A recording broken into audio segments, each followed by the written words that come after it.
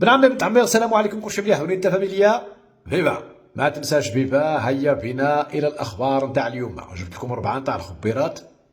لا ماشي خبيرات، اخبار. لا اخبار جدك، اخبار. غادي نتكلموا على بايدن دار واحد القرار غريب جدا. غنتكلموا على فرنسا وقع فيها واحد الازمه حكوميه.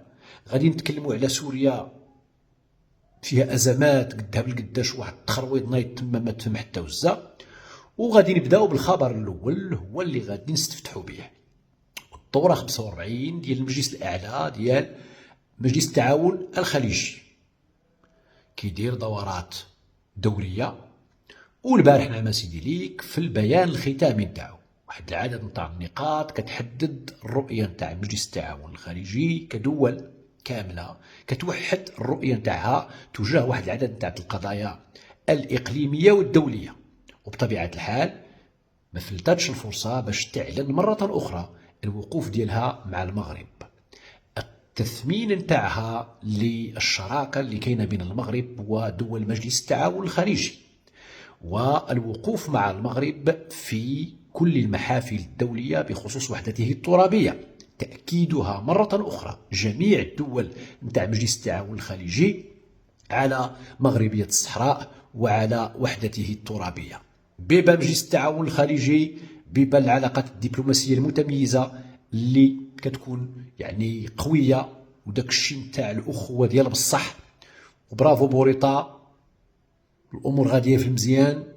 ملي كنتكلموا على مجلس التعاون الخليجي كنتكلموا على واحد القوه مؤثره في جامعه الدول العربيه، شاء من شاء وابى من ابى. بما نمشيو ابن عمي دابا الامريكان بايدن خرج اليوم بواحد القرار بالعفو عن ابنه. ولدو متهم بشي حويجات وما عرف داكشي عنده صعيب وخايب بزاف. ناض سيدي بايدن قال لك انا اعفو عليه. خرج واحد القرار رئاسي ولا مرسوم رئاسي بموجبه يعفو عن ابنه. بطبيعه الحال هاد الشيء في الميريكان ما عرفتش غيوقع، رغم ان هاد الشيء زعما راه حنا كنا شفناه عند الجيران. حتى واحد الرئيس عاود ملي ولا رئيس عفى عن ابنه خالد، الذي كان متهما بترويج لي كذا كذا كذا كذا وشدوا عنده ما عرف شحال. المهم ما علينا. الجيران يبدو انهم قد اثروا على السياسه الامريكيه، يعني التاثير ديالهم وصل حتى للامريكان يا جدك، لدرجه ان بايدن قلد السي عبد المجيد. بايدن ابى الا ان يكون مثل السي عبد المجيد في مثل هذه القرارات الوعره والمهمه. ولكن من روسيا لافروف وحتى بوتين يمكن، المهم روسيا تستغرب الامر واستغلت هذا الشيء باش تذكر الامريكان والامريكانيين بالديمقراطيه، ما سمته بالكاريكاتوريه نتاع الديمقراطيه الغربيه. هذا الشيء تقال في روسيا والتصريح تقال بلسان لافروف. المهم راكو تما. الخبر الثالث هو اللي كيتعلق بفرنسا. فرنسا وقعوا شي مشاكل على مستوى تمرير شي قانون تما في البرلمان. ناض اليسار قدم ملتمس ديال الإطاحة بالحكومة.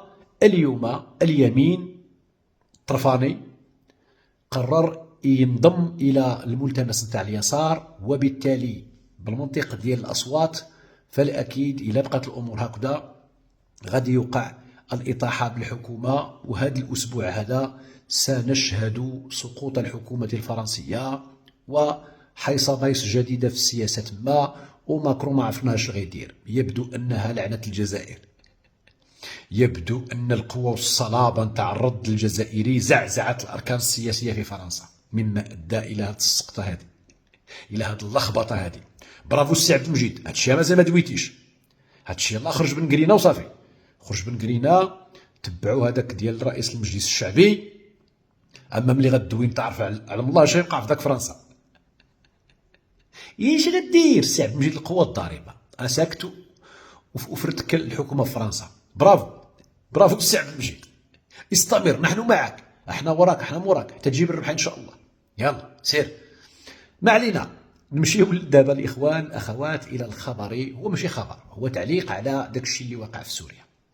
سوريا الامر فعلا صار ملخبطا لأي واحد كيتبع الشأن الإقليمي في ذاك السيكتور.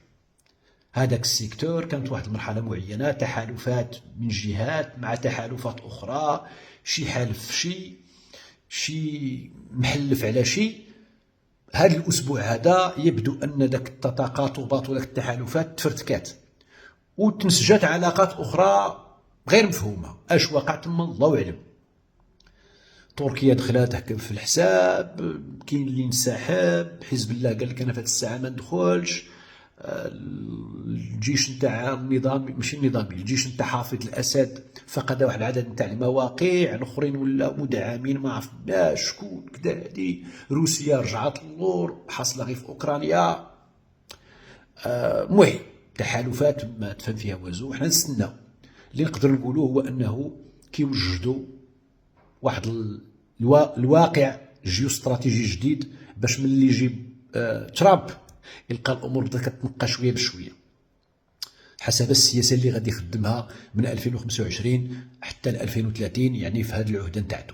انا هذا الشيء اللي فهمته، لان داك الشيء اللي وقع الاتفاقيه ديال حزب الله مع داك الشيء نتاع الاتفاقيه ديال كذا كذا، اكيد على انه باش يحضروا لترامب باش ما يخليولوش بزاف الملفات الشائكه. فهمت؟